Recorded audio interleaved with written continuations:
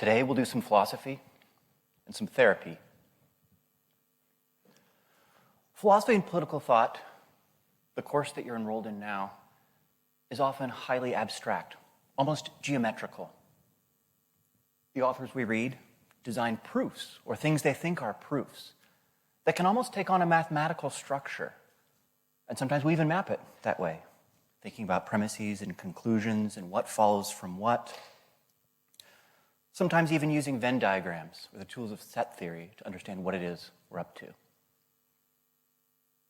Almost like math sometimes.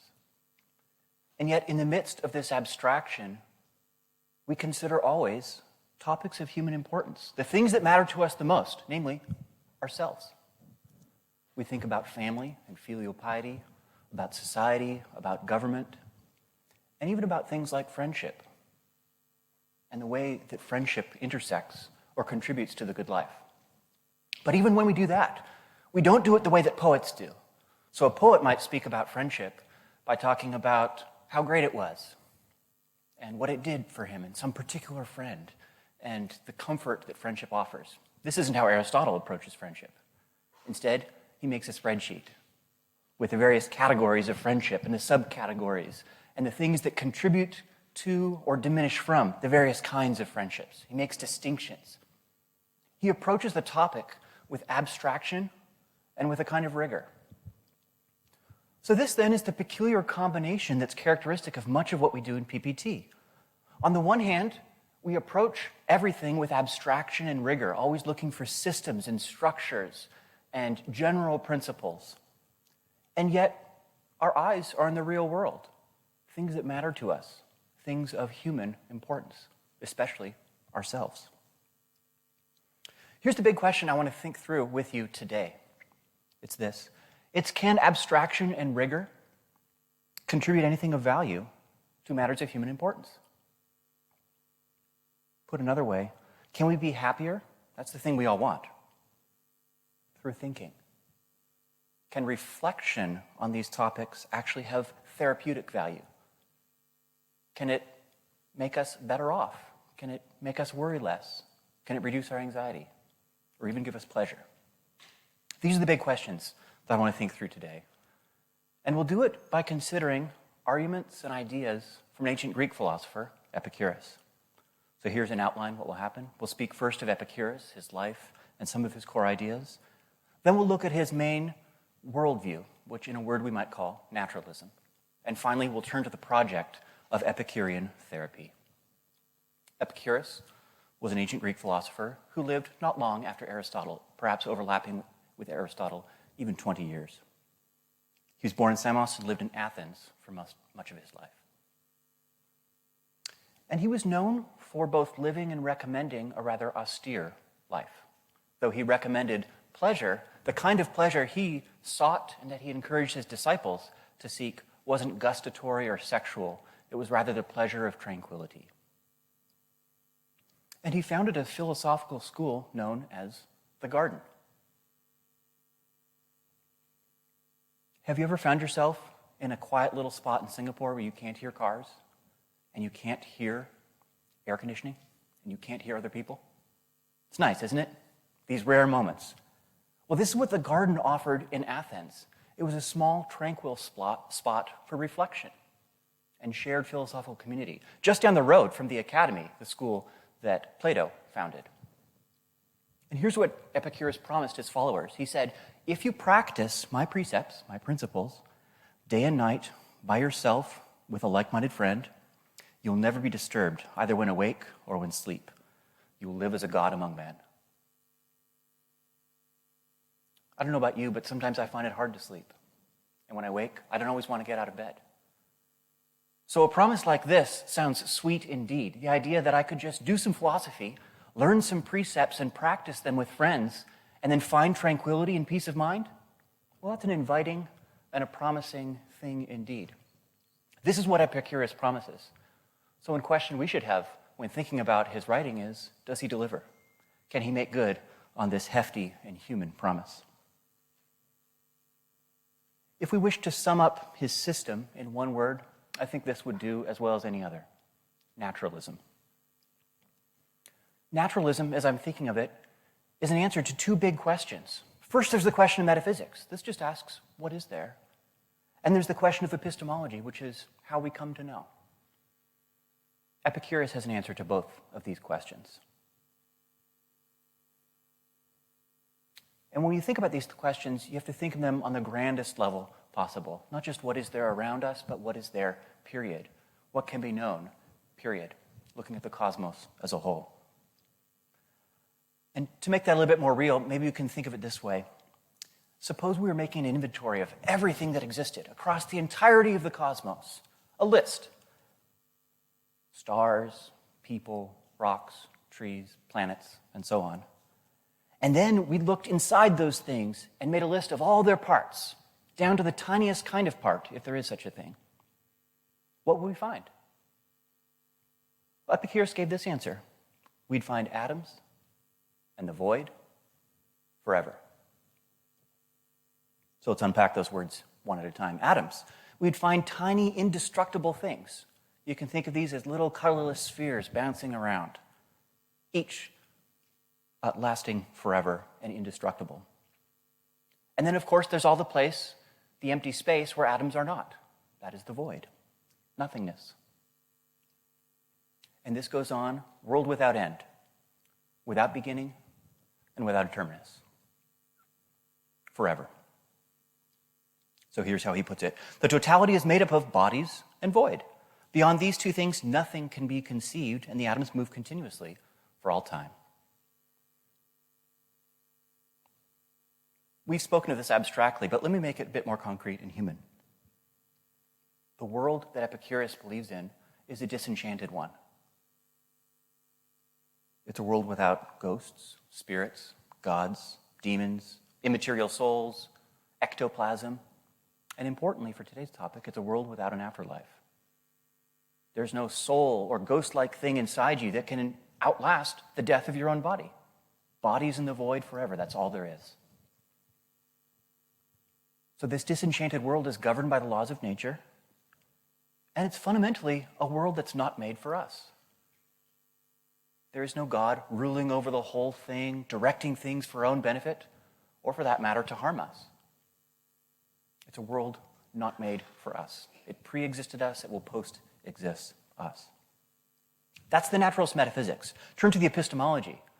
I think this goes hand in hand with the metaphysics. Suppose that the material world, atoms, the void, forever, that's all there is. Then we ask, how do we come to know? What can be known? I think the answer is quite clear. It's that knowledge can only come through experience. It's by perceiving the world around you. And of course, your own tiny part in the world, that is your own mind. So, in a word, perception. It follows from this also, Epicurus thinks, that what is good or bad is perceivable. There aren't any immaterial or ghost-like things that can't be perceived, invisible gods who approve or disapprove, souls that outlast material bodies, and so on. No, there's just the things that can be perceived. Atoms in the void forever. Epicurus does not just give this worldview, he gives an argument, or many arguments for it. Lots of them, in fact. So if we just peruse the letter to Herodotus, we find a bunch of paragraphs that begin with a key claim and then give an argument for it. So for example, that nothing comes into being out of what is non-existent. There are infinitely many things. Atoms are in continual motion forever. Nothing is infinitely divisible. There are no objective directions. And the concept of incorporeal being is incoherent. So there's lots of arguments scattered across this first letter to Herodotus. I want to give you an interpretive tool for finding and identifying these arguments. Then we'll look at one in particular. They often have or follow a similar structure. Epicurus begins with either a positive claim or a negative claim. So he says, you must believe X. Well, that's a positive claim. Or he says, you mustn't believe Y. Well, it's a negative argument. And then he'll say, for ... So he's announced his conclusion, and then he tells us the key premise for that conclusion, and that's whatever follows words like for or since. Let's take a look at an example briefly. So here's a key claim he makes, that nothing is infinitely divisible. This is in paragraphs 56 through 7. One must not believe that there can be an unlimited number of masses, no matter how small in any finite body. For as soon as one says that there is in some thing an unlimited number of masses, no matter how small, then one cannot think how this magnitude could any longer be limited. It's a mouthful. One reaction you might have to it is to underline it and then hope for the best. You can do that. We can do a little bit better today. First, I just want to separate out the conclusion from the premise. The premise is something like this. It's a for ... It's the highlighted part. And the conclusion is that first part. He's trying to negate a certain claim, the claim that there are, within finite bodies, infinitely many parts. That you could take a finite body like this iPhone and cut it up, potentially, into infinitely many parts. He says that's nonsense. Impossible. So we know what his conclusion is. Let's just write that. Therefore, no finite thing has infinitely many parts. And we're thinking of finite here as having a finite length, width, depth. As for why this conclusion matters, I'm actually not going to touch on that topic. But just a key word for you to think about is the metaphysics of science and thinking about the scientific debates of Epicurus' own day and relating them to philosophy. That's kind of what he was doing here. He was looking at his contemporary physics and thinking about it in these very broad philosophical ways. But we'll not talk more about that. Okay, so we look at the passage, we see the premise, and then the next sentence is key. He says, obviously these unlimited masses, that is the alleged infinite parts of material things, must themselves be of some size or other. That is, they have some positive width, depth, breadth. So imagine we're constructing something out of Legos, each of which is finite but positive in size. It takes up some space. So let's say we had 30 of these, 1 centimeter tall each, and we stacked them. Well, how tall would the whole be consisting of those parts? It would be 30 centimeters. But let's say we had infinitely many of them. How tall would that thing be? Epicurus says it would have to be infinitely tall. So that's the premise here, that if a finite thing had infinitely many parts, then it would be infinitely large. That's already going to sound a little bit ridiculous, doesn't it? There's something paradoxical about that. So we add that as a premise to our argument, and we just need one more step to complete the argument. And I think the step is like this. It's that no finite thing could be infinitely large. It couldn't be both finite, bounded, in width, depth, and breadth, and yet also be infinitely large. Contradictory. So there's the argument. We can clean it up just a little bit by adding numbers in front of the premises and adding this fancy phrase that it's a modus tollens, that the conclusion follows from the premises. The key premise, I think, is this first one. If a finite thing had infinitely many parts, it would be infinitely large. Notice the structure here. So I'm sharing this with you because you're working on paper 2, where your job is to give an objection. So say you encountered a premise that had this structure, if X, then Y. How do we object? Or how do we show that that premise is false? There's one and only one way to show that a premise like that is false. It's to show that we can have X without Y. X and not Y. So in this case, an objection showing that the premise is false would have to identify an example of something that had infinitely many parts, i.e. X, without being infinitely large, not Y. I'm not going to suggest any examples for you, but I'm showing you here the recipe for how one might object to that premise. Okay, so we've looked at arguments in Epicurus, in broad outline his naturalism. The bullet points I want to remember are these. His naturalistic world is a disenchanted one, without an afterlife, and it's a world not made for us. Some might find this depressing. Some might feel in need of therapy. Have no fear. Epicurus has some ideas. Let's return to this quotation that I shared with you earlier. Practice these precepts day and night. I noticed that he begins here with practice. He knows that this won't come easily. He knows that it will take cognitive behavioral therapy to actually change what we do and to change our minds and to become happier in light of that. So this isn't going to happen overnight. Whatever cognitive changes he's recommending that will ultimately lead their way to practice, this takes work. I notice, too, that he says, do it with a friend. Progress here happens in community when we work on these problems together and when we practice these precepts together. He later identifies a kind of structure that will be helpful as we think about the kinds of therapy that he recommends and whether it's any good. He hypothesizes that the worst disturbances, i.e. the things that bother us the most, the things that make us unhappy or that disturb our pleasure or just our mental tranquility or peace of mind, these things occur because of false opinions. And he gives a bunch of possible false opinions that he thinks you should get rid of. And then he says freedom from that disturbance is a release from all of this, all of those false opinions, and involves a continuous recollection of the general and most important points. The most important points, and then the part he didn't say is, of my metaphysical system.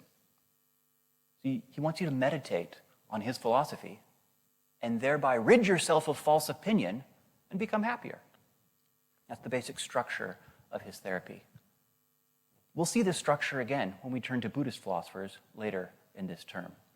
They think they've identified a false belief at the heart of all of human suffering, and that if we could get rid of that false belief, we could become happier. You'll learn more about that false belief and how to get rid of it in due time. But let's just think for a moment here. Please. Could we turn on auto caption, please? I hope so. I can't do it now myself, I'm afraid. But let's hope someone can. If they don't, could you go to the booth and knock on the door? That might be the way to make it happen. Thank you. So how does this therapy work? And does it actually work? Can we actually be happier just by doing philosophy? So how are we actually going to get tranquility, this thing that we all want, that we all need? By reflecting on Epicurean naturalism, or perhaps other of his precepts. It's a good question. This is the question Epicurus wants us to think about, I suspect. So let's play a game. I'm going to show you some people, and I want you, as you watch this list and these pictures of people, I want you to think about what they have in common.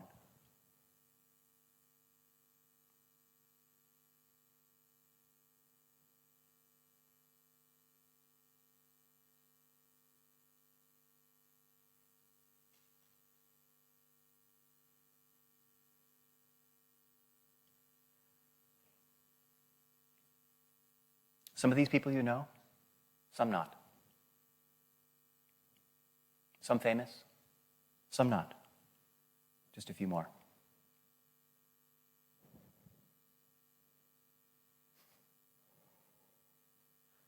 Joel, are you here? There we go.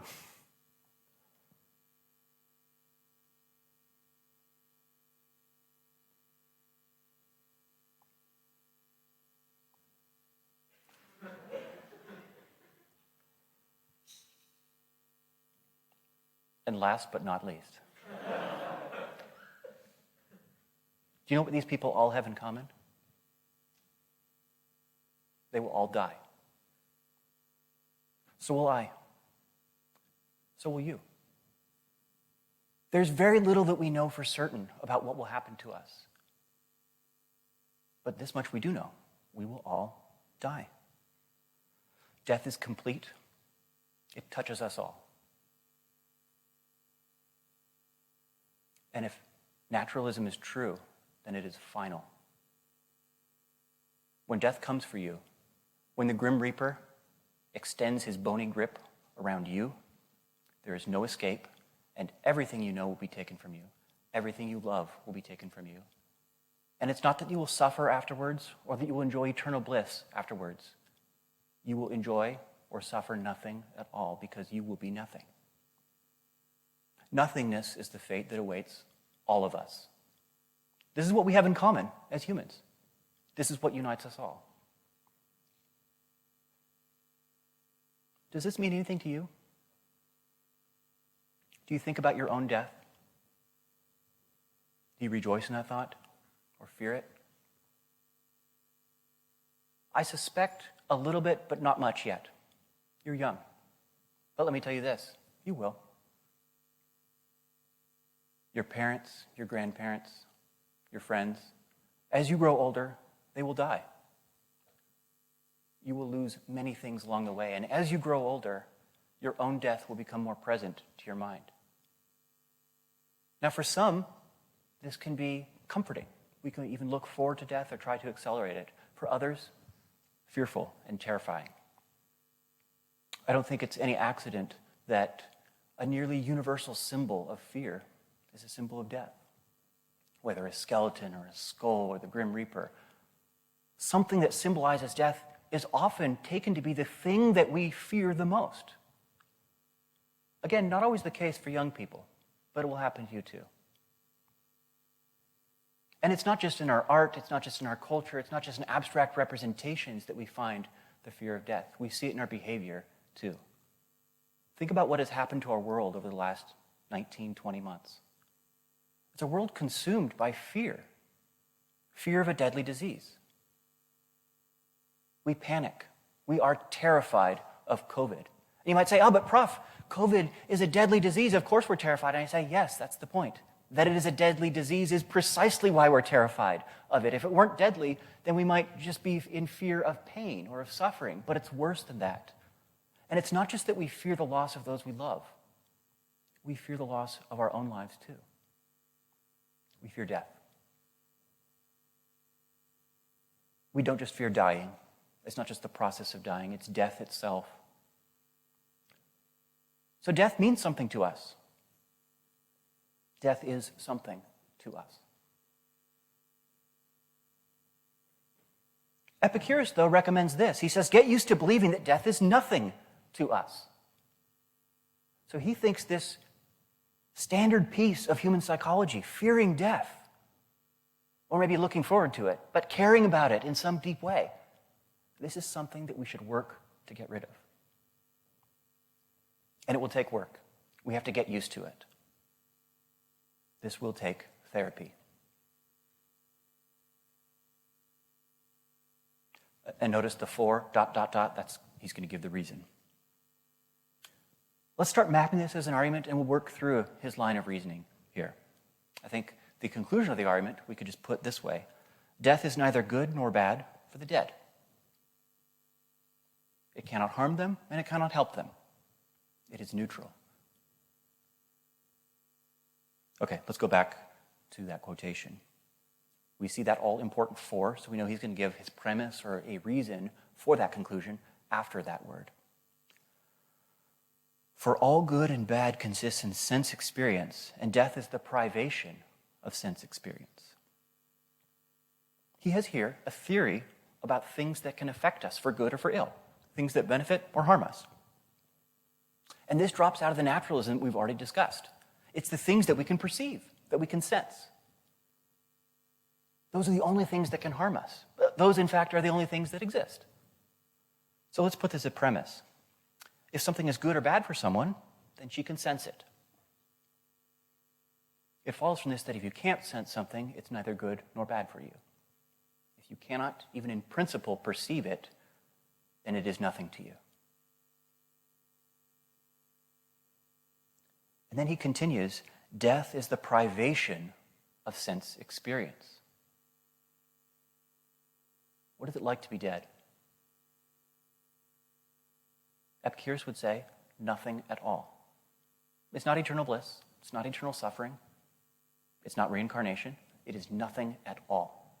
There's nothing it is like to be dead. To be dead is to sense nothing at all. So let's put this as premise 2. And then the argument as a whole looks like this. If something is good or bad for you, you can sense it, but the dead can't sense anything. Therefore, nothing is good or bad for the dead, including, of course, death itself. And then we might clean things up a little bit and claim that we're giving a modus tollens. I call this the sensory argument. Put just a little bit more colloquially, you can't feel anything, so it can't hurt you. And again, this derives from this broadly naturalistic picture of what can be good or bad for us, the things that can be sensed, in other words. That's the sensory argument. Now, if we continue in the passage, I think we find a related but distinct argument for the same conclusion. So he repeats his conclusion, and then he gives a new line of argument for it. So let's take a look there. He says, death, the most frightening of bad things, is nothing to us. So he repeats his conclusion. Since when we exist, death is not present, and when death is present, then we do not exist. So I think I see a premise there, that when we exist, death is not present.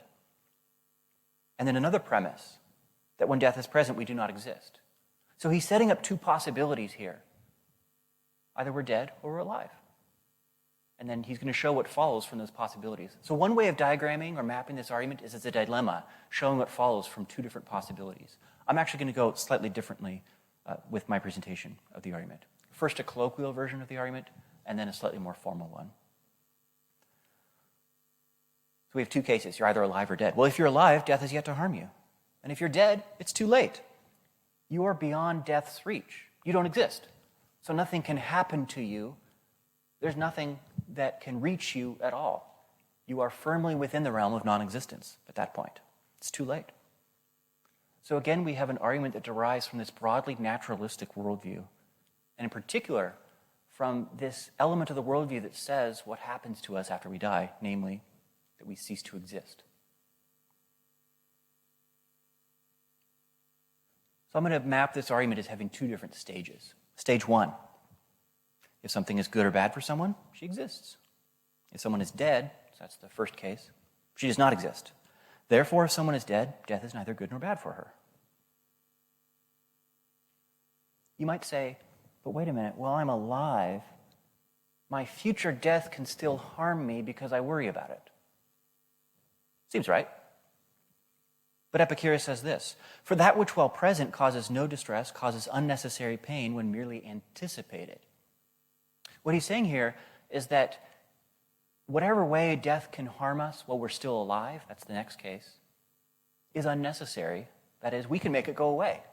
It's the harm of anticipation. The problem there isn't death. It's not death that harms us. It's the anticipation of it. It's something in our own heads. It's our worry, our fear of death that brings us harm, not the death itself.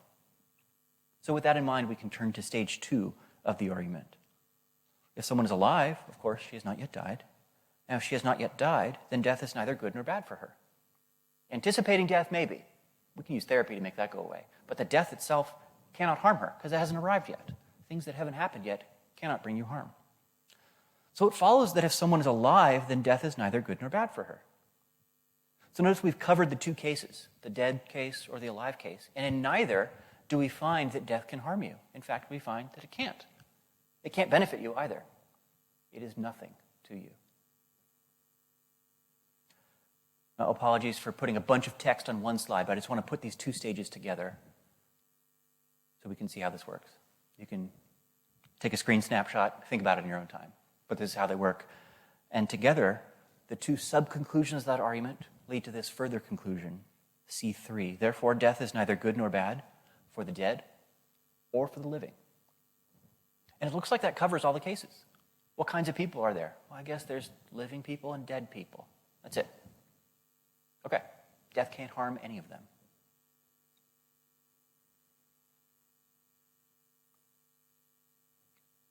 Just to recap, we've considered thus far two arguments, the sensory argument and what I call the existence argument, both purporting to show that death cannot harm the dead and that we have no reason to fear it. I want to identify two similar assumptions across these arguments. The sensory argument makes this assumption. If something is good or bad for someone, then she can sense it. And the existence argument makes this assumption. If something is good or bad for someone, then she exists. So just as before, if we wanted to construct an objection to that first premise, we want to find something that is good or bad for someone, but she can't sense it. That would be the way to object to that premise. So also, if we wanted to object to the existence argument, the way to object to the relevant premise there would be to think of examples of things that are good or bad for someone, even though that person doesn't exist. And here's a hint. We've already considered cases like that earlier in this semester. Here's another hint. Aristotle. Aristotle thinks he's found cases that refute both of these premises. Something to think about, perhaps, in your discussion sections. So we've been doing some abstract philosophical argumentation, but remember, let's keep our eye on the prize. That's therapy. The prize is to have a tranquil mind, to be happier. So again, I ask, how can we turn philosophy into happiness? Remember this quotation: practice these precepts day and night by yourself and with a like-minded friend. And remember, too, what Epicurus made. Remember the school that he founded? It wasn't the academy. It was the garden. What Epicurus recommended, the way to actually engage in this therapy, was to retreat from the hustle and bustle of the city-state. It was to find yourself in a garden and to meditate, and to do it in community. To retreat from the real world for a time to a garden. This is the way to change our minds. This is the way to change our hearts. This is the way to digest and to take in his precepts. He thought, at least. So my question for us is, well, can we do this now? Here's a picture I took this morning. It's from my house. We live in the middle of a bustling city-state, just like Epicurus did. There's a big school down the road, not the academy, but rather N-U-S. But we are privileged to live within a small garden, a gated community, inside that bustling city-state. We are insulated in many ways from the real world here. Indeed, this semester, you are not even graded. We have time to think. We have time to talk about things that matter. We have time to listen to the flowing water and to feel the breeze in our face and to listen to it blow through the plants in the courtyard. So maybe there's a way for us to, like Epicurus, find peace of mind. That's not something I can tell you how to do or do for you. This is, of course, something that each of us must do on our own. Let's zoom out. Death comes for us all. You might be a king or a little street sweeper, but sooner or later you dance with the reaper. Everyone in this room will die. It feels like that fact matters. This is something that we know will happen to us. And let me add this too. Here's another certainty. There aren't many, but here's another one. Not only will you die, along the way you will suffer. The Buddhists will talk more about that in a few weeks' time. So in a world with these as our constants, not death, or not taxes. They say death and taxes are constant. In a world with Bitcoin, I'm not sure taxes are constant, but death is. So also suffering. So then I think it's a fair question to ask, is tranquility even possible? It sure looks hard to find. Let me abstract up even further. We've talked about death and suffering, but let me just ask you to think about these questions yourself. What do you fear? I'm sure there's something. What is it? What disturbs your tranquility? Are you, like me, sometimes unable to fall asleep at night? Or do you wake up not wanting to get out of bed, or a little bit sad? Do false beliefs undergird that disturbance? How can you use philosophy to dislodge them? I'm not going to answer these questions. I don't think you'll answer them, not in a day, not in a week's time. But perhaps before you're done with Yale-NUS, you'll have some temporary respite from the woes of this life and the death that awaits us all. In the meantime, here is a video of the garden in which we live, and we'll end there. Cheers.